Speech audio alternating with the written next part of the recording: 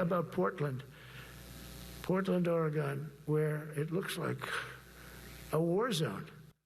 President Donald Trump today doubling down on sending National Guard troops to Portland. In a new statement, the president says he's sending those 200 troops down to Portland over Antifa violence and federal property threats. Let's get straight to the evolving situation outside the ICE facility. That's where our reporter, Victor Park, has been all night. And Victor, earlier tonight, you saw federal agents drag away multiple protesters. What's going on?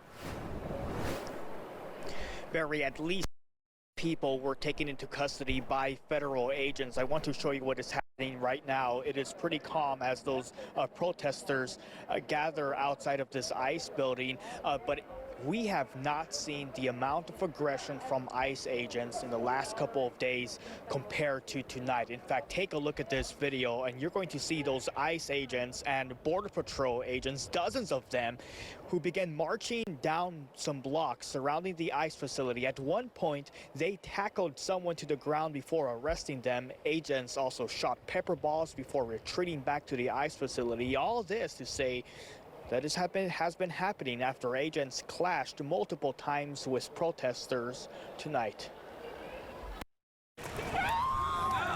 The protest outside the ICE facility in South Portland escalating Tuesday night. Video shows Border Patrol agents clearing the driveway for a vehicle. Those agents then standing face to face with protesters.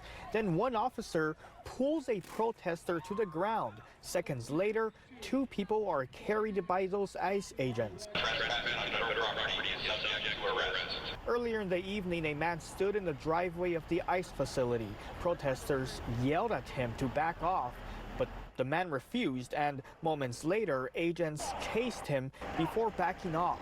Well, protesters tell us the man was not part of their group and that they have no idea who he is. We kept our eye on him because safety of everybody out here, not just us, is one of the top priorities. And I just don't want anybody who saw that clip to go ahead and look at that and be like, this is what they're doing, because that's not. All this happening during the fourth night of protests outside the ICE building. Many angry over President Trump's decision to deploy National Guard troops to the city. I would love to say that it would make things better, but based off of the actions of the people inside without supervision. Back out here live, make no mistake, it is peaceful.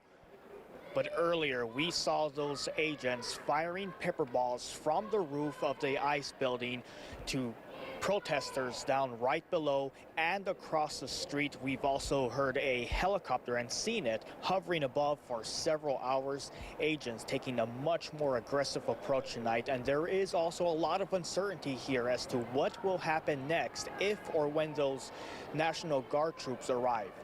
We'll keep you posted here on K2. In the meantime, we are live here in South Portland. I'm Victor Park, K2 News. Astonishing video from South Portland. Victor, thank you. And tonight, President Trump continued to double down on his deployment of National Guard troops. In a statement today, or speaking today, he referred to those ongoing protests at the ICE facility and a recent phone call with Oregon Governor Tina Kotek. Listen here. And I get a call from the liberal governor. Sir, please don't come in. We don't need you. I said, well, unless they're playing false tapes, this looked like World War II. I said, this place is a nightmare. It's certainly not the biggest, but it's one of the worst. It's brutal.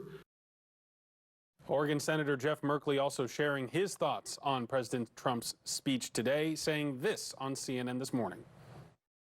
Portland has, among the 68 largest cities in the country, the largest drop in murder rate in the country. It has a 20% drop. In fact, it's been cut in half. A 20% drop in violent assaults. And Portland is pretty calm and peaceful and recovering, and businesses have been coming back downtown. We've been recovering from the riots that Trump incentivized and stimulated back in 2020, and we're like, stay away. My message. Senator Merkley also told anyone who wants to join protests to keep them 100% peaceful. He's also calling on Portland to, quote, not take the bait by resorting to violence, saying the president is using violence to justify more authoritarian control. And earlier today, K2 visited the state capitol, catching up with Republican Representative Alec Scarlatos, who served in the Oregon National Guard before running for elected office. Representative Scarlatos gave us his thoughts on what's being done in the hours leading up to the deployment of federal troops. Well, I imagine right now they're getting trained up on all the things that they need to do, what they're allowed to do, what they're not allowed to do. And then I would imagine they're going to break up into their separate units and squads and figure out their mission. Not everyone's going to have the same mission, but they're going to be, crowd control, detaining agitators, things of that nature.